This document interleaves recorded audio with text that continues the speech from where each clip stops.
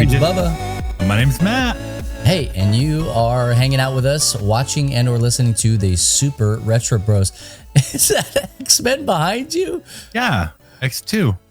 Oh, to me, my X-Men. Yeah. Oh my gosh. It's to me, this is like a holiday week, you know? Like the past, we'll say 10 weeks it's been like a holiday for me with X-Men because I've been waiting.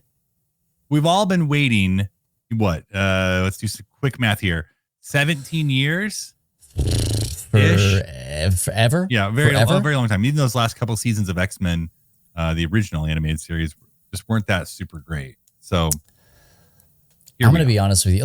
Okay, so this is what we're going to be talking about today. For those of you that don't know, we're the Super Retro Bros, and this is our latest endeavor. Matt and I kind of get locked in these modes, really things that we enjoy, and we let our fandoms kind of overtake us, right? And that's I was talking with somebody the other day on actually NCMU, the podcast. I was talking with Charles from Beneath the Tangles, and we were mentioning the meaning of the word otaku.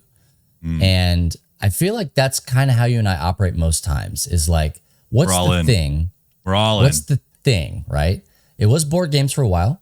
I still enjoy board games. Still like a good board game. Got a billion of them in my house. Actually took a lot of them to like a rummage sale that our church school was having. Oh. Yeah. A lot of my like get any money lower. No, it was all of them. Okay, good job. For the kids. Yeah, it's for the kids. And so hopefully they made a ton of money off of that stuff. They probably didn't. It was a pay whatever you want kind of a deal. But at the end of the day, they were able to kind of make some money and do some stuff. And so that was really good. But now we are moving forward. We're moving along with. Yeah. As we grow older, we reminisce. Hindsight is 20/20 kind of a deal. I think that there was a famous song that people liked back in the 80s. Got to go back in time. That's the way it was put it. I gotta go back in time? Yeah, that's the one. I don't know if that's it or not. Gotta get back in time. There it is. Yeah. Somebody actually brought, speaking of this, conjunction of these two things, somebody actually brought the Back to the Future roll through time game to our game night. Good. And I was like, hey, cool story. I actually know one of the guys that was the designer of that game. Yep. And so I don't know. It's just, shout out Ken Franklin, by the way. I like that game. It's fun. I don't own it. The copy I owned, I used as a giveaway for someone when we played it on the stream. I liked it. So I also do not own it. One of my favorite of the Funko games, rest in peace. It's good. Got to get back in time. But it was Prospero Hall game, so how could it not be? That's right. Not be good. Hey, this isn't we're not Beard board games. Bros. Those guys out of here. Yeah, I shaved my beard just so we wouldn't be Beard Bros anymore. You're welcome. Too. Yeah. You keep saying you're going to do it and you don't do it. I'm a baby about it. Yeah. You're going to be really hot in the summer. Oh, hey, that's my secret, Cap. Yeah. I'm always hot. Hey, so we are doing retro games just to kind of catch everybody up. This is kind of episode 1-ish. 0.5. Okay. You're jumping past 1. Well, no, I would have said this is 0.5. This is like probably episode like 0.05. Yeah. 0.5. Like I was confused. 0.5. There we go. Yeah, 0.5. I said 1 and then 0.5. Yeah. We're doing great. We had our pilot 2 weeks ago, and I actually really enjoyed that. That was a fun show. It went a lot. I'm going to be honest with you. It went a lot better than I thought it was going to be. What do you expect here? We have N64 soap. We have you and I. We've learned in our 8 years of doing some type of podcast or stream together that we can basically talk about anything. Literally, basically. Imagine if we had a producer who gave us ideas and alley-ooped us. They tossed it up to us and we could home run slam it. Hey, here's the thing though. I'll tell you this, man. Our I'm constantly over here looking at our list of ideas Yeah. that for episodes. We read them off. Some of them we read off last time. Matt, we have more ideas for this show than we have had for any podcast we have ever done. I know. It's wild. I just kind of want to say you're welcome because they just kind of come to me. Like the one I sent you this morning, I was driving to my office Yeah, job I'm and I pretty was excited like, about that. I've got to say this before I forget it. So would you believe me if I told you it was already on the list? it was not really. Yeah, it was. I added to it. Oh, you did. Okay. Well, then I added to it. Oh, was half of it on there? Half of it was on there. Okay. See, that's between the two of us, we licked the platter clean. Jack Pratt and his wife. Oh my gosh. That's one of the many things on your epitaph. Your epitaph is going to have to be like a monument, right? Yeah. Like the Washington Monument. Mm-hmm. Yep. Just put it on there called? somewhere. Crypt. No, I know what that's called. What is the Washington Monument Yeah, like called? just like a monument. It's the pillar. What is the pillar called? Oh man. Where somebody is screaming at their I'm sorry. I know who it is. It's probably Ryan. Oh yeah. Hey, shout out Ryan. Amy. Hey Ryan. So anyway, today let's listen, man. We got a lot to get into. We're doing retro stuff, and X-Men '97 just ended. Which yesterday, we know that it's not retro in the fact that it just came out, but it is retro in the fact that it took an old show and remade it, relaunched it, we'll say. I'm going to be honest with you. I think it totally counts because we are going to get into a lot of spoilers. Okay. Oh yeah. I'm going to have Matt nerdsplain a lot of this to me. I know. I'm going to have you ask. You just ask me, and I'm gonna do my best to explain. Okay. Yeah, I did not grow up reading the X-Men comic books. I did not grow up necessarily watching the X-Men Saturday morning cartoon. I did watch it, but I didn't watch it like religiously or anything like that. There's your problem. Well, I had Saved by the Bell, and really, oh yeah, I had Saved by the Bell. I had Bobby's World. I had Bobby's World was an AM show. Like if I got up early enough and I was totally ready, I could watch like 15 minutes of Bobby's World. Before I got on the bus. I watched a lot of Turtles. I watched a lot of I had other things that I was watching. Okay. Sure. But you've been an X-Men. I've been one X-Men my whole life. That's been like X-Men was kind of, let's think here. I mean, Star Wars, Ninja Turtles. Oh yeah. And X-Men are kind of like my top three that I can't remember really when I wasn't a fan. Okay, Turtles, I remember when they first came out. So I remember when I wasn't a fan, but I remember when I got my first action figure before I'd even seen a cartoon, and I was already in.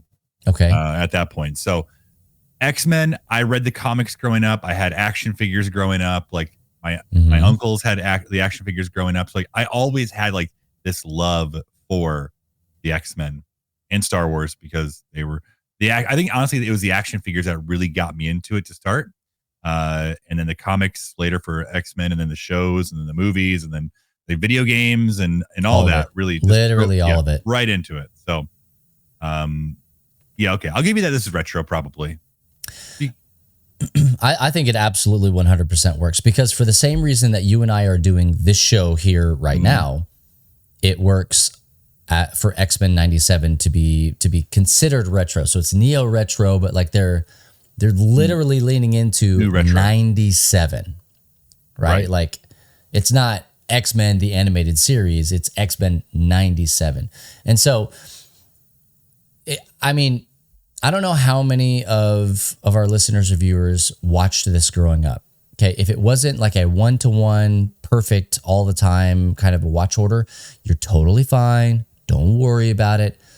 Nobody's mad at you. You can, I promise you this, you can pick up in episode 1 of X-Men '97 and be just fine. Now, just fine. If you watch the whole season here, there's 10 episodes, and you like what you've seen, and you want a little bit more, you can go back and watch at least the highlights of seasons 1 through 5 of the original, and you'll get a little bit more of a deeper story. So Sure, sure. So Matt, why don't you just give us like a cool rundown of X-Men 97, its place in the world. Yeah. And kind of maybe like even like really like briefly, like what was it trying to what was it trying to accomplish? Like if you could just sum it up. Like you don't have the inroad with like Marvel executives. No, they didn't ask for my opinion, but I can give you an opinion. So yeah, we all know that Disney finally has the rights to X-Men, and that's why we're seeing Deadpool and Wolverine coming over to Disney, and that's why we've seen a little bit more X-Men stuff kind of showing up. And so it was really only in their best intention to give us an animated X-Men cartoon to kind of like whet our appetites. And honestly, when I heard that this was coming, like a year and a half, 2 years ago at this point, like, I was floored because this is not something that I ever expected to happen. So I think that they really, they saw the love for this series from the 90s. And even like there were comics that came out that were X-Men 97 that went back and revisited that team. And, some of their stories. I don't think it's still going on. Those X books and those comic books are kind of in flux at all times. I'm never sure which book's still around. I've had to stop collecting because I have a problem and I need to have them all. And every story that offshoots into another book, I've got to have that. And then I've got to have all the ones before that. So anyways. Well, what are you going to do? Not exactly. Am I not going to have ridiculous. them? So I know myself, and if I can't have them all, I shouldn't have any of them. And so, I think we see that. I'm gonna fight your yo-ho be hydrated. We're live on twitch.tv/lovethynerd Thursdays. At I guess we've decided now 2:30 p.m. Eastern time. Like it. Yeah, whenever we feel like it. We're doing great. I'm gonna drink coffee, so I am drinking, but not to hydrate. Well, yeah, obviously. Now where I really think that this probably in some regards was a wise move for Disney to bring out the X-Men again, because if you look at the origin of the X-Men and kind of what they stood for, the whole civil rights and like really putting it into like, that's kind of when the X-Men really started, like they started in the 60s. So like, this is kind of a time where I feel like the US as a whole, and again, I'm not trying to get political. I'm not trying to choose either side. Like we're all divided in a lot of ways. And so I think this is a good like reminder in some regards to kind of get X-Men back in the main purview of us as viewers. And I think it was intentional by Disney, which I'm not mad about because I think they told a freaking great story. So I think that's kind of like obviously money because X-Men are going to bring in money, but I think like it just the story that they're continuing to tell just kind of makes sense for our political climate. And I think they did a really good job with it. I was looking at some numbers on the old internet, and through the season finale, this blew my mind, and it shouldn't have because like I know how good this show is. On Rotten Tomatoes, it's got a 98%, a 98%. And if you think about all like a lot of the hate that this was getting before it came out, like that's pretty astounding. Yeah. That there wasn't review bombers that went in there and like bombed this thing. So a 98% on Rotten Tomatoes is just wild. I also read that let's see here. This was Disney Plus's streamers' most watched full-length animated series premiere, the first one. So people were hyped about this, and again, like it makes sense. So, I mean, it's wild. It's absolutely wild how I don't want to say like how little hype was surrounding this before it launched. Because I think that you're right. There was like so much skepticism. Like, I think we were all nervous. We weren't sure it was going to be. But at the end of the day, I mean, it's like one of those things where it showed itself. It proved that it was ready. Like this was going to be a show that like, spoiler alert. Okay, starting the spoiler alerts a little bit here. Like this show sets not just the stage but the pace for not even just animated films, but for like the rest of Marvel. It kind of, in an era of oversaturated. I mean, legitimately, like we have superhero fatigue, right? I Like, think thank you, I Marvel. agree. And like, I'll be honest with you, I've not even seen Guardians of the Galaxy 3, and I've heard it's really good. I'm like, yeah, I'm sure it's good. I just haven't gotten to watch it. Or like What If Yeah, season 2, also heard it's yeah. very good. And like, You I haven't don't know. watched What If yet? No, I haven't watched Season it. 2? Yeah, I will. I know. I'm sure it's really good. It's just we all have this fatigue going about like there we're in an age that we're oversaturated with superheroes, and we have been for about 25 years Yeah, yeah. ish. And again, thank you, Marvel, right? Like Yep. for that. And so I find it really interesting that the reason for the problem became the solution to the problem.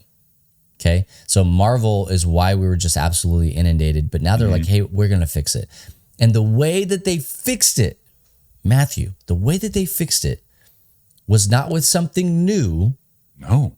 but with something old. And like, yes, and you can tell that they actually did their homework, and they watched the old stuff. That sounds stupid, but they actually watched it. And like in this season, X-Men 97, like there are so many callbacks and so many little nods to the old series. And I wish I had written down a bunch of them. Like I Yeah. really need to go back and rewatch these 10 episodes because I feel like they're so jam packed every episode. And we've talked about this a few times now. Like it's almost like breakneck pace, but not in a bad way. Like there's just so much going on. You're like, oh, right. That happened too. I forgot about that.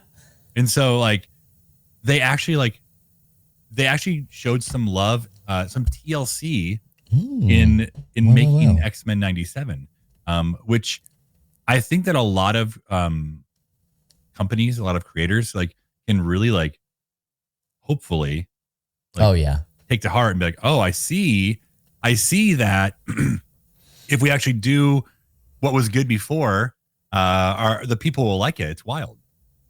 So that's obviously dipping into the power of nostalgia, right? Like, oh yeah, like harnessing that power, trying to capture that lightning in a bottle. And I will say this, if they're able to do it with a couple of other shows that are kind of ripe for the picking, then we're going to be in a good spot. Okay. So I will say the possibility of us getting a continuation of Spider-Man. Oh, Spider-Man 98. Spider-Man 98 has been thrown around. Okay. And we have seen our friend Spider Guy. Yep. In the final season here, again, spoiler alert, in the final episode rather, we saw Peter Parker and Mary Jane. Yeah, honestly I missed that the first time I saw it. Did you really? I did, and then we watched a breakdown video, and I was like, oh, that's why they look familiar. That's okay. Now I got it. There it is. Yeah. But we've seen Spider-Man before in the show already. Yes. Kind of. I think it was like last episode or episode. Has he been in one? He's been in at least a couple. I think. It's like flyover kind of stuff. And so, and we've also seen that there is a possibility for an Avengers cartoon to come out of this. Now, I can't remember if the Avengers had a cartoon or not. The Avengers had Earth's Mightiest Heroes, but that was much later. That was like mid to later 2010-ish, right around there. Okay. And it was a really good season, like 2 seasons. If you need, if you feel like you've not gotten enough of some animated stuff from Marvel, you should go back and watch that one. It's good. Now, Iron Man did have a show around the same time, as well as Silver Surfer. I remember Silver Surfer. Right. And the Fantastic Four. And so we did see Reed Richards. Yes, we did. So there's a possibility there that, basically what they're doing is that they're doing a lot of head nods to be like, hey, everybody, just in case you were curious, all of these they're all here. Characters live in the same exact, not even in the same universe. They're on the same planet at the same time. And so like that,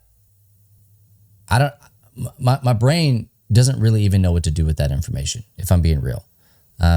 So I could see, and we're going to continue heavy here in the spoilers because you haven't watched and I guess I'll be pretty vague with my spoilers, but they're going to be spoilers. So you'll who cares? I might Some of these ruin things it, we're going to have to lean into. yeah, we really honestly. So the end of it, I'm wondering now that after what's happened with the missiles being shot at Asteroid M, if now that if and when the X-Men return, I'm not just talking about season 2, if they return to where they're supposed to be, if we're going to see an Avengers versus X-Men style season, because who was standing right there by the president's side? None other than Captain America and Iron Man, right there, ready to shoot those missiles up there. Whether or not he was, friends with Rogue or whomever, he was. I mean, our Cap was trying to get him to not do it. He said it was a bad idea. Iron Man didn't say a whole lot. Hey, not a single line in this whole show. Old Anthony didn't say one line. Yeah, so I'm wondering if that's kind of like how they then launch out and do like they could do an Avengers show and an X-Men show, and they like tie into each other back and forth until they finish whatever is going on between them, and they can kind of continue to branch off and do their own thing. There are so many good stories out there that were in the comics, and this season of X-Men 97 did such a good job of weaving in those little details from all of these different, like, if you didn't know what you're looking for, you missed it. And even small things like when they were up in space with the Shi'ar and they're fighting around, and Deathbird's there and Professor X is there, and Lalandra's there, and they're kind of going through all the super powered Shi'ar people. There's Vulcan there, and Vulcan is Cyclops' brother, and he is more powerful than almost any other mutant. But they don't say one word. They don't even mention it. They don't even act like they recognize each other. And so I'm like, was that just, I don't feel like that was just a throwaway character. Vulcan is this all powerful. He's going to end up taking over the Shi'ar. He'll he takes over the X-Men. He's just he can't be stopped. He was on Professor X's very first mission that all of his crew died. All of these mutants died on the very first mission, except him. And so there's just this whole thing all right, you teased them. What are we gonna see here now? And so I don't think that's gonna be I know Havoc. I don't know Vulcan. Right. And he came out, I would say probably around 2008, 9, 10, somewhere in there. That's kind of his Havoc did? No, Vulcan did. Vulcan Havoc's did, been around for forever, basically. Also Cyclops' brother? Also Cyclops' brother. Okay. All right. All this. I mean, what a cool power to be able to just shoot stuff out of your chest like that. Yeah, I love it. That's awesome. Yeah. Yep. So there's a bunch of small details, like the whole Phoenix thing, in this last episode, what? Okay, you had it, and then I know how to control it now. We're good. Okay. Okay. I just 2006. Okay, good. Yes. I was pretty close. Yeah, you said early 2000s. Yeah. I was trying to remember when I was reading comics and my son was born. It was right around that time. So the 20-aughts. Yeah, I gotcha. Yep. So there's just Phoenix. There's we need to know more about what happened with Bishop. Really, who came out of nowhere, just. And I feel he knew it seemed like he knew what was going to happen here at the end. Not where, but when. I'm like, well, I feel like you've got insider baseball here about what's going on. And so overall. Well, when you start putting all of it together, so now we're getting into season 2 is going to be full of wibbly wobbly, timey-wimey stuff. Oh yeah. Full of it. And what's really crazy is Bishop shows up, okay, time traveler. Mm-hmm. We've already had Cable, which I thought was a really interesting character to focus on, but I liked it because it worked so well with the story and with where they're going with the story. Yeah. If I would have known anything about the comics, maybe I would have saw that coming. I don't know. I was honestly, because they've taken so many different parts from different comics and brought them in so seamlessly. I was I kind of assumed Apocalypse would show up at some point. I also assumed Mystique would show up at some point, and she's napping or something. Nowhere to be found. Napping. Well, okay, so I thought about this, and then we'll progress on a little bit. I thought about that when I saw a meme about, hey, were we not talking about Mystique? What's going on? Really, the only villain period, that we have focused on or seen or experienced anything from is Magneto. Yeah. We saw Juggernaut for a little bit, but that was Morph doing Juggernaut. Right. You saw Blob moving stuff around on Genosha. But like as a good guy though, right? And so the only villain that we have seen is Magnetron. And so and I kept expecting Mystique to be what's her face? Let Magneto go. Oh yeah. Caffeine's got a really good point. Mystique could literally be and anywhere. I thought the same thing. And this is what Morph kept getting me. Right. Morph kept getting me as well. But I think that if Mystique was anywhere, she probably would have got by the Sentinels. Because like they're not like, who we got here? Oh, you're probably a mutant, right? Like, no, like they would just be able to detect her. Now I'm gonna assume just because in the original series, Mystique was kind of hanging out with Apocalypse some and Magneto some. I'm gonna guess she's probably with Apocalypse, and that's why we haven't seen her yet. Oh, you think she's season 2? Perhaps. I don't know. But again, she really could be anywhere. She could just have like been sleeping for a couple days and be like, what the heck happened? Oh man, I wasn't on Genosha. And every now and then I think about, and this is a spoiler, so if you've not watched the show, the amount of mutants that died on Genosha, like they went to Muir Island. I was like, oh, maybe we'll see Banshee. And Ezra, my son, was like, Banshee's dead. I was like, no, he's not. Really? Because that all happened so much, so fast happened there. And I was like, oh my gosh, like they're all dead. They're all dead. Which that one got me, dude. Yeah. It makes me a little sad that, some of these characters are dead, but I'm also like, it made you really want to like watch more. Like it made you feel something. Now, did I tear up a couple times this last episode? Absolutely, I did. Like this show has made me. You didn't, because you're hard as stone. I did. I feel like more than half the episodes for me. Yeah, more than half the episodes of this whole season have just kind of made me tear up a little bit. Like last night, when Cyclops and Jean were like saying goodbye, and I was like, "Oh, I got close on that one. I got close, but Cable seemed to deal with it, and so like my empathy didn't kick in because he was just like, I know." Now, okay, so you take that moment and you fast forward to the end of that episode in the future, and it's like maybe that's why he was okay with it. I don't know, because the way he was talking is like, when I, was a boy and I heard stories about the famous X-Men, I got, basically like jealous because he was supposed to be there. And I don't know if Slim and Red, that's what they'll be known as in the future, actually ever tell Cable that they're his parents. Like that whole like thing that's happening where they go into the future to adolescent Cable, that's from the comics. Okay. And so they go in the future. They don't call themselves Scott and Jean. They call themselves Slim and Red, and they train him, teach him. They're with him. So whether or not they tell him is a whole other story. So I have no idea. We'll see. So okay, I'm trying to line everything up. Scott, and if you have not seen the last episode, this is just like, what are these idiots even babbling about? Hey, welcome to comic books. One of us don't even know. Yeah. And so like, let's just kind of set the stage a little bit, to remind people who are listening to this later what we're talking about. Oh, okay, yeah, that's fine. Good call. The U.S. government, not even like the world, like the U.S. government shoots rockets at asteroid M, which is the asteroid that houses like Magneto's everything. Okay, it's his house, and it has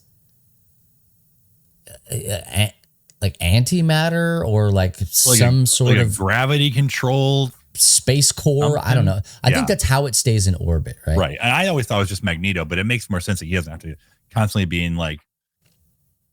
It couldn't have been Magneto because his brain was soup. Right. And I wondered that during the start of that episode. I was like, what's going to happen here?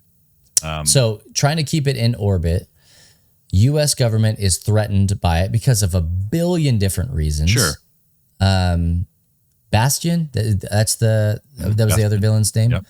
For a lot of that, I was like, is this Sebastian? Is that what we're doing here? Just But Bastion. Just Bastion. And so he's the big bad villain of this season. And I think choice. I'd never heard of this guy before. I know anything about him. Mm-hmm. I mean, biotech control. Perfect. I loved it. I absolutely loved it. So there's the U.S. government is going through all this stuff, human sentinels, the whole 9 yards. Magneto shuts the whole world down in order to kill off all of these human sentinels and to break the, what do they call it? Mechanokinesis or something like that. I forget. Oh, yeah. Where Technokinesis. Yeah. Technesis is probably, whatever it was. Technokinesis. Yeah. Okay. Technics. Lego Technics. Yep. And so there, he does this, but it shuts all of the electronics off around the world. Which I wouldn't be mad about. I'm sorry, you all. I love you all, but I mean, it'd be nice to have a couple of days off. It would be more than a couple of days off. From the internet and power, okay? Yeah. Dude, if everything shut off, you and I probably would never talk again. I can send you a letter. How would it get here? Oh, I don't know. I'm just assuming the mail would still work. Yeah, smoke signals. So all the stuff gets shut off. And then like Magneto's literally losing his mind. Professor X goes into his mind because this is where I thought another character was going to appear by the name of Onslaught. Onslaught. And I don't want to talk too much about it, but it's basically because it might still happen. Yeah, it's basically a power from Professor X's brain and Magneto's. It's very confusing. He was a big bad in the 90s. And also Marvel Snap. Well, right. Right. Yes. So Professor X goes into the brain of Magneto to try to convince him to stop doing what he's doing. In the process, kind of borks it. And almost ends up killing everything that's ever lived. Okay. And so ends up convincing him towards the end of it. Magneto does the thing. Okay, boom. It's too late though, because like the asteroid M is coming down. It's about to crash because shocker, shooting rockets at an asteroid in orbit was a bad idea. So Magneto ends up saving everybody, everybody in the world from a extinction level event of this asteroid hitting. Right, it's going to cause another ice age, is what they're saying. So he magnetically pulls it back into orbit, and then the moment it goes into orbit, boom, they disappear. Okay, big, huge purple flash, and somehow Palpatine returned. Yeah, and that's Dallas, and that's it. That's how they all connect. Somehow, certain people were teleported to different times. Mm-hmm. I would assume, again, knowing absolutely nothing, that was not an accident. That's what I would consume. That's what I would assume, is that it was not an accident because of the people that were moved. Like the fact that, Cyclops and Jean made it to where their son was, that feels a little on the nose. You know what I'm saying? Right. Yeah. And then almost everybody else went to go hang out in ancient Egypt with Apocalypse. Because why not? Right. Now, there's a few thoughts here that the Flash was from Apocalypse, and he made this happen because Nathan and Apocalypse, Bishop and Apocalypse, and the X-Men and Apocalypse are all very connected. Yes. So purple's kind of his color, purpley blue, Okay. My other thought is that it could be a version of Kang, which I know Marvel is trying to move away from. So Kang has a version of himself called Immortus. Yes. Do you know Immortus? Have we seen Immortus? Well, when I was doing all the Kang stuff, getting ready for Kang's Dynasty. Right. So Immortus has the big hat thing. It almost looks like it could be, of old age. So yeah. Would he somehow, and Immortus had shown up in the original series at one point. I don't remember exactly what he did. Obviously, he wasn't around very long and didn't make me remember him very well. But I don't know. I don't know who else could be. Sinister is, some old guy now. I don't think he's gone forever, but He looked like Dead Man. Is he not Dead Man? Not Dead Man, no. Okay. Dead Man's a different guy. He looked a little bit like Dead Man. Yeah. So I it's probably Apocalypse just messing with people. Because he shows up in the past, he shows up in the present, and I just assume we're going to see him in the future as well, because that is just how Apocalypse works. He doesn't die. He continues to live. He's the eternal one. So we did, the post-credit scene was Apocalypse going to Genosha, if you're nasty. It's a GIF kind of situation there. But he went there and he says something that I forget what it was, not to me, my X-Men, but it might as well have been. And so, but he picks up a burned Queen of Hearts, which kind of Gambit. So, right. I think Gambit's going to be one of his 4 horsemen of Apocalypse, Death, because in the comic, nearly certain that's the one he was. So I think Gambit was? Yeah. No, okay, in the comics, he was one. Yes. And so I mean, this show is like comics, like it's following comic storylines. Yeah. So I think that's how he comes back to life. Now, also, when you see at the end with Forge, he has that board behind him, very reminiscent of Days of Future Past. Mm-hmm. Deceased, missing. There were a few of them that were missing or assumed deceased, but they didn't know for sure. One of them was Archangel. One of them was Jubilee. One of them was Sunspot, Roberto. Yeah. So it's possible Archangel comes back with Apocalypse as Archangel and not Angel. I don't know. After also doing a little bit of research here, so Immortus was in the original X-Men, the animated series. He was in Beyond Good and Evil, Part 4, End and Beginning. During the event of the 4-part special, he assumes the identity of Time Stream. So, Time Stream Custodial Engineer Bender. So, something to do with time. Now, he's purple. X-Men or comics usually like whatever color you wear. Like right now, I would like probably have a brown power right now. I don't know. Am I brown? Don't have a brown power right now, okay? Yeah. Not right now. Not when we're live. Yeah, well, it really could be fascinating. I'm trying to see anything else here. He's a Bender, an Access of Time custodian who helps Bishop defeat Apocalypse. In the final episode, Bender reveals himself as a Mortis. So Mortis is disguised as this Bender character. So it's Kang from a different time period. There you go. So I mean, wouldn't be surprised. I mean, literally from episode to episode, let's go back to 1,000 feet, right? Yep. From episode to episode, the pace of this show was absolutely bonkers. Oh, yeah. I mean, so much going on. Bonkers.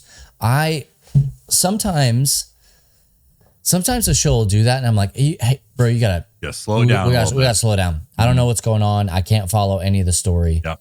But this one was like, I couldn't. I mean, I could, but like, I shouldn't be doing anything else while I'm watching this.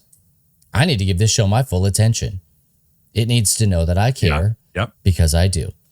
And like, even then, like I would go back and I would watch the intro of every episode because they would slightly change. Oh, yeah. Based on what was happening in the series. And to me, I'm like, oh my gosh, that's fantastic. Yep. And like being able to like having them change the previously in X-Men, like with a different voice. And then you kind of knew like this character will probably have something happen to them, or like it's going to be more about them this episode, which they did a really good job of making you not skip through the opening. And I don't know, honestly, let's be honest. Would you have skipped the opening even if it was just the old one? I wouldn't have. I mean, I need to hear the music. I didn't want to. No. When I did not want to at all. It made you even more want to stick around and like enjoy the tunes, see who's there, see who's missing. I love that Nightcrawler is a part of the team now, and you get to see more of him. I love that they didn't fresh new haircut. Yeah. I love that they didn't like have to change him. Like he's still a devout Catholic, and they didn't change that. Like for the modern times, like, and leaned into it. They leaned into it. I appreciated that. Like they didn't they didn't like the character changes they made in the series were so minimal. The only one I would really say that they changed and it was for the better was Cyclops. They made him better. Oh yeah. And I don't know how exactly they did it, except that one scene in the first episode. You're like, oh, like actually, blast the ground. He's really cool. He's not annoying. Well, so they managed with Cyclops to make him like a likable guy. Yeah. Like you don't just like him, you root for him, you empathize with him, you feel bad for him. And then there's that one episode kind of, towards the beginning, middle-ish, where you're like, oh my gosh, is he a scumbag? Like, what? He's worried about his fake clone wife more than he is about his real in-person wife. And so like just dealing with all of that and him being like, look, I'm sorry, she's the mother of my child. Like, how do I deal with all this stuff? Like, I don't know, man. I root for him so much. And I mean, he's back in my good graces. I've said before, like this show, I don't know how they did it. They did it even more in the final episode, made me care about Jubilee. Oh yeah. They made her a lot cooler too. Like I say they didn't make a lot of changes. She did to Bastion. Yeah. With his face. Yeah. Ha. Yeah. They made her like, they did a really good job of like evolving the characters just enough from the original that made them even better. And I think it goes back to just knowing the source material, both the animated show, the comics, other stuff, that you can make them even better. So for me, 10 out of 10. Oh, there was only one episode where I was kind of like, that wasn't my favorite one, but it was still really good. And I can't remember which one it was. Okay. Yeah, fair. Oh, okay. I take it back. I think the one that was half, and I think you like this one. It was half Jubilee and Roberto, and then half Storm and Forge. I really liked the Storm and Forge part. The beginning part, I was like, there's some parts I really enjoyed, but it wasn't my favorite episode. But I think going back, I can see why I would like it more now that I know more like little details to look for. So I think like that was a necessary storyline. Still a 9 for me. For Roberto's character, right? Like Sunspot needed to get to a place with his mom where he kind of saw her true colors. Hey, I'm a mutant, and she's like, "You what? I mean, okay, but like, don't tell anybody. We got a gala. I got a gala to go to tonight." There were like a lot of like little callbacks to the 2000s X-Men movie. X1, where like in that same bit, like when Iceman went to his parents and told them, and she's like, well, have you tried not to be? Have you tried not? Like, oh yeah. And even the same deal, like where they're giving out the outfits in episode 9, the new yellow and blue costumes, and then Cyclops is like, what did you expect? Leather? And then in the movie, he's like, what'd you expect? Yellow spandex? Yeah. So like really, that was great. Really awesome, like, so subtle, man. Like, so super cool. So, Caffeine asked in the chat here a little while ago. He's like, "Hey, do you think that Deadpool and Wolverine are going to fall into this X-Men 97 assistance?" And so I had him clarify that a little bit, and he said, "We know that it's touching upon the multiverse of things, Wolverine, Deadpool, Wolverine, but it's also showed some characters from the Fox movies." I hadn't even thought about it. Like we've at the time of this recording here, you may be watching this after July. Time of this recording, we don't really know a lot about Deadpool. We know Deadpool, Wolverine. We know Deadpool goes to Wolverine, needs help saving probably the Fox universe or blowing it up. We're not sure which. And I'm assuming, and from rumors I've heard, there are going to be more than one Wolverine character in this movie. All played by Hugh Jackman? I don't know. No, probably not. I'm sure we're going to see all the versions of him, but could we see the animated series version? Because at the end of episode 10 of X-Men 97, where's Wolverine? We don't you don't see him. Yeah. He's sleeping because he's hurt. Like, what does he just gonna have like side off episodes during the, season 2? I don't know, dude. He was the most underutilized character probably in that whole show. Well, and I agree with you. And I think that they were trying to Wolverine in the original series. He was kind of the main guy. in a lot of the episodes, a lot of them. So I think in this, like they really were trying to like make you care about Jubilee, Other characters. Cyclops, other characters. Like I think Storm, like there are so many characters, and I don't know if I mentioned this here or where I mentioned this. They could potentially do another X-Men 97 animated series, and I would call it Uncanny X-Men 97, and it would be Gold Team or Blue Team. I can't remember which one was which there. And so like you follow these Gold and Blue Team parallel, and they cross over, and I don't know. Hey, that's a free one there, Disney, Marvel. Well, I mean, and so okay, now it's question time for me. Okay. We had some things that we were going to kind of get into. Oh, I'm sorry. Let me just Caffeine. I hope that we somehow see them even in the Spider-Man or the Spider-Verse movies, like you get little pieces of the like Lego, you get Spectacular Spider-Man, you get like all these different animated ones. And I think did one of the live action people show up and voice a character? I can't remember in the last Spider-Verse one. Oh yeah, it was Tobey Maguire. No, Glover. Oh right, Donald Glover. Donald Glover. Crispin Glover. Yeah, I can't remember his name right now. The Childish Gambino. Yeah, okay, he showed up. He showed up as Prowler. Right, and I hope that we get to see some type of connection. And a Deadpool movie would be honestly the one they could do it in, because like they're breaking the fourth wall. They're going to be time traveling and like world hopping. Like I would love to see Deadpool walk through the Spider-Verse headquarters. Yep. Just like, no. Yep. And then Deadpool did show up in Donald the original Glover. Yeah. What did I say, Danny Glover? Danny Glover? I actually said it like I was confident. I was like, oh yeah. But Danny Glover is a little too old. Danny Glover's a little old. Yeah. I blasted. I said it like I was right. I knew it's Donald. Oh, I'm an idiot. So Deadpool did show up in the original animated series. Like it was like a really quick, like he's there and gone. But I don't know. We'll see. I'd love to see him again in season 2. Mm-hmm. All right, I'm sorry. All right, here you go. Questions. I mean, voiced by Mint Mobile's own Ryan Reynolds. Yeah, Danny Glover. Yeah. Okay, so in the final episode, we see Psylocke with a team. What am I looking at there? That was a weird team. I think she was with Alpha Flight, which is they show up. Well, they're in the comics. That's like Wolverine's old gang from Canada. Okay. If I'm not mistaken, that's who she showed up with. So I was really surprised to see her with them, because typically that group doesn't pair. Like she has a very strange. I don't know how much you know about Psylocke. She's British. Not a lot, actually.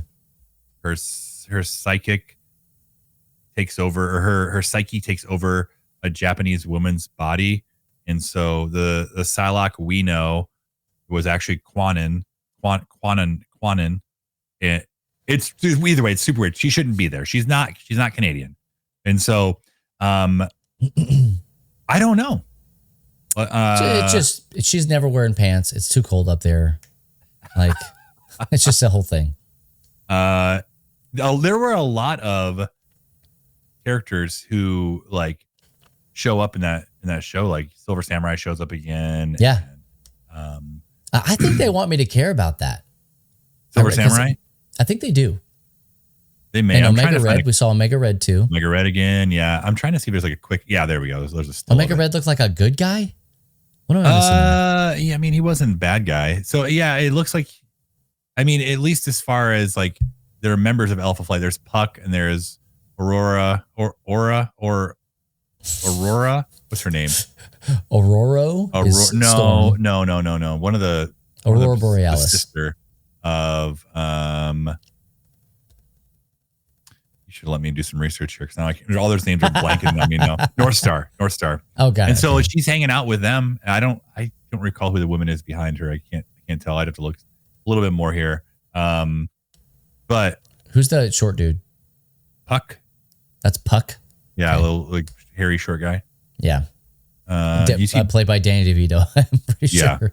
Yeah. And I mean, in this episode, you see, like at least that last episode, you see Cloak and Dagger, you see Daredevil, you see Doctor Strange performing surgery by candlelight.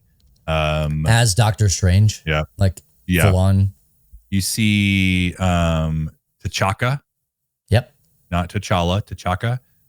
Red Guardian, you see what's her face from Russia as well with Omega Red. And then you see, North Star. Oh, that's Cypher. Cypher is there with Psylocke, Puck, Saw Quicksilver. and Aurora. So really, like, you see other teams as well. You see the X Factor team show up. You see Multiple Man several times, and I love that.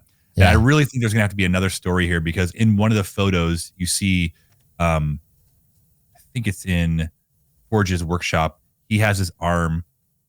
Bastion has his arm around Forge, but it's kind of like cut off a little bit, so you can't fully see Bastion. You just see like the lower. You can tell it's his suit. So there's more of the story that we're not getting here. Yep. So I don't know. Man. It's that it's wild. I love it. Like for everybody who is so mad. I mean, just nerd rage about not getting true comic stories in your Marvel movies in the MCU. I've said it for 1,000 years, and I'll say it again for 1,000 more. I don't want that in my Marvel movies. I want new, fresh, different, alternative, crisscrossy, applesaucy stories. That's what I want. But out of this, if this is the medium where it is just the easiest and most like financially responsible way to just draw somebody in instead of, getting an actor to come in and voice lines or do stand-ins, like, give it to me here, and I'm going to be just as happy. I promise you I will. Because I got stupid excited when I saw Spider-Man and when I saw Mr. Rogers roll up into that neighborhood. Like, it just was... It's everything my little nerd heart wants. And I don't know a lot about this stuff, right? I just know these characters, and I'm excited about where it's going and kind of how we're doing these things. So my final question to you before we wrap this up. Yeah. Okay. What other shows need this treatment? Talked about it a little bit at the beginning, but we never really dove in. Yeah. What other shows need this treatment? I think the obvious answer is, and I'm going to try to give another answer after this, Spider-Man 98. Mm-hmm. I think that they left that on a cliffhanger, the last episode, where Spider-Man was going off into Madam Web's Madam Spider-Verse to find Mary Jane. And we don't know if maybe that's what we saw here at the end of this episode of season 10 with Pete and MJ hanging out there. That could have been like the start of it. I know that also the creator or one of the people who worked on that Spider-Man series, he put a tweet out basically saying, like, I've not been contacted. I would love to do it. If I suddenly go radio silent, know that it's because I can't talk about it and I signed an NDA. So I think that's the obvious one. Now, I wonder if it would work, and it might if it's done the right way, if a Ninja Turtles reboot from the original, like a real one though, like a real one. I'm not talking about, don't give me like a Venus de Milo. Like, I want you to take that, whatever year that show ended, 94 or 95, whatever it was. You can let me know if I'm wrong. I know I'm wrong because I can't remember when it stopped. And jumping off from there. And could they then move into, like, moving forward, make it a little bit more adult themed in some regards, and then do the last run-in? Let's camp here, because that is my thought. The 90s Ninja Turtle show was probably the campiest thing. Oh, absolutely. Ever. I was having the same thought. How do we take that and then Last Ronin that? How do we move that into Last Ronin? I think that we would probably, it would be easier to take like the TMNT stuff from like New Age Nickelodeon and kind of do that with it. I think so. But I don't want that. I don't want that. Right. And I think that's what most people, there have been other good turtle cartoons out there. But I think what really would bring a lot of the nerds to the yard would be taking that 1987 series that came out in 97 and it was around until 96. So I think there are times that the X-Men, the animated series, the original one, was pretty campy. It was really sure. it was very animated cartoon 90s style. Yeah. So another one that I'm thinking of is the real Ghostbusters. Okay. So it went 86 to 91. I loved that show so much. I think the art style would absolutely slap these days. I think it would. And they had another show that was like Slimer and the Real Ghostbusters, and that's when it started to get kind of, Sunday or like Saturday morning figures, cartoon, and so but what I think is that if we went back to the OG original like Real Ghostbusters and continued that on and gave it some of the the treatment that X-Men 97 has gotten, which a little bit more adult themes, a little bit, when they dealt with like ghosts and stuff like that, that it was a little bit more hardcore. I would love that. I would love that. And I think that Ghostbusters has been around long enough that it could work too, and people would want it.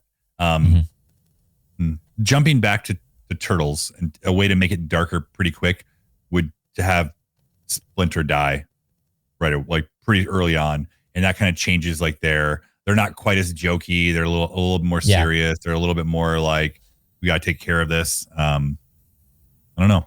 Yeah, Saint Bear, not a mutant mayhem treatment, which was great. Don't get me wrong. It's wonderful, fantastic. Ninja Turtles Mutant Mayhem was the Spider-Verse treatment to TMNT. What we're talking about is the X-Men 97 treatment to other early cartoons. And so I'm with you also. I am guessing it's Sir Lancelot. That's what I'm reading your name as online here. I'm going to guess that's what it is, Lancelot. I think that they could do that, and I would even like for them to go back to like red bandanas and then move forward. Well, like I'd be confused then. They would have the weapons.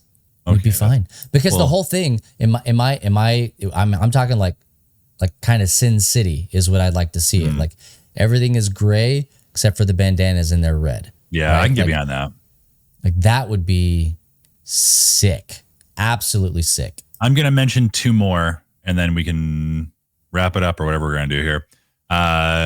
The other obvious one would be Batman the Animated Series. It'd be hard because, revoicing, find a new voice actor for Batman. Dude, Batman. Yeah, I think that would be brilliant. And I think you could even do Beyond. You could do either one of them. I think you could do either one and that'd be fine. Oh man. And my other one, this is going to be, I don't know if you all would agree with this one, but I'm going to say Gargoyles. So I don't have the nostalgia bone. Gargoyles had that, for that. Like there was just a lot going on with that show. A lot of past stuff going on that affected the future, that affected if you've not watched Gargoyles, go back and watch it. I think there are only 4 seasons. There's not a lot of seasons, maybe 3. But they came out with a new one, or they're coming out with a new one. I want them to. I thought I saw that it was getting. Oh, I don't know. I'm not sure. I haven't heard about it. Maybe they are. I don't think Saint Bear. Okay, a gritty post-apocalyptic Guillermo del Toro led Pokemon movie. Detective Pikachu got close, but more. Oh, okay. I would agree with you. I think it was Detective Pikachu was fine. It really was, but I completely understand where you're coming from.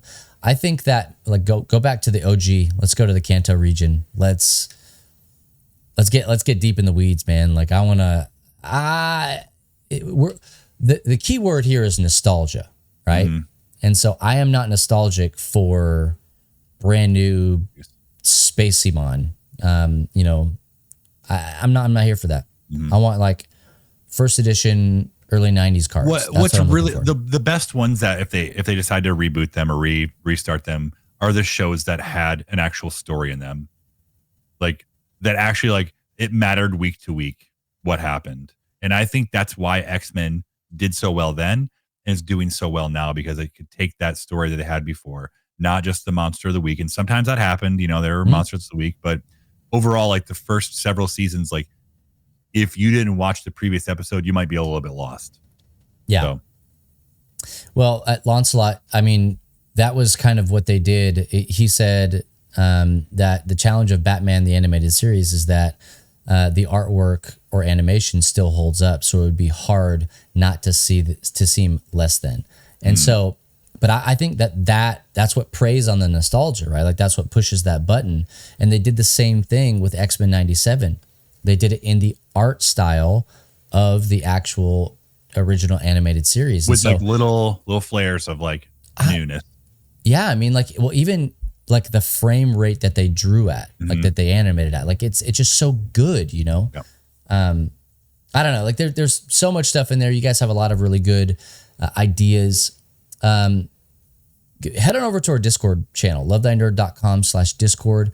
And there's a role that you can get called Super Retro Bros, and get that, go into our space and let's talk about it. Let's get the discussion going on what shows you think would or would not be good. But yeah, it's just real? It's just release of an old show. Absolutely. It is not. If you're unaired kidding, episodes. No, if you're for real, no. What? For real? No. Okay, no. They are brand new episodes. It's brand new episodes that kick off like after the end of season 5 of the original animated series from the 90s that ended in 97. Hence, X-Men 97 is kicking off right from there. So I'm glad you didn't tune in earlier, and you can go back and watch it now. Oh yeah. Don't watch any of this. Go back. Yeah, it looks exactly like it. That's the thing. It looks, I won't even say it feels like it, because one of the things we didn't talk about is how much better it actually is than the original one. Yeah. It like latches onto the nostalgia, and then it uses what I would say is current storytelling methods in order to push narratives forward. Yep. Right? Because we only had 8 episodes. 10 episodes, but the amount of story that they were able to tell that was cohesive was gnarly. Yeah, they did great. And I mean, really all the old stuff is like 20 some odd episodes a season, and you're just like, I don't know where I am. What am I doing? Some of this doesn't feel relevant, but they have to be concise in their storytelling. And man, they did it. We think they did fantastic. So yep, 10 out of 10. 10 out of 10. Well, hey, we're going to wrap up the episode portion of it here. If you're with us live on twitch.tv/lovethynerd, don't go anywhere. We're going to play X-Men the arcade game on the internet together. Whoa. It's going to be wild. We'll always play a game after the show. So if you're here with us, thank you so much. Stick around. If not, if you're listening or watching on syndicated platforms, hey, thank you so much for hanging out with us. Be sure that you check out all the cool stuff we have on lovethynerd.com, where we have brand new episodes of tons of podcasts, articles, resources, video shows, all sorts of things. Information that is written, video, and audio, where you can go and check us out online, lovethynerd.com. Share it with anybody you think it'd be relevant to. Also want to just let everybody know we have a conference coming up called the Nerd Culture Ministry Summit. It'll be in November at a castle in Colorado. It's going to be dope. You can go to ncmsummit.com and you can watch last year's stuff and register for the new stuff coming up this year as well. We'd love to see you there. Well, we're going to get out of here. We'll be back again next week. Hopefully, this is a weekly thing for us. So make sure that you're subscribed on whatever the syndicated platform is. And if you're not subscribed here on Twitch, make sure that you do that, or that you're at the very least following us. We appreciate that as you're doing it. Once again, I'm Bubba. I'm Matt. And we'll catch you next week on another episode of the Super Retro Bros. And if no one else tells you this, just remember it's true. Jesus loves you, baby. Bye.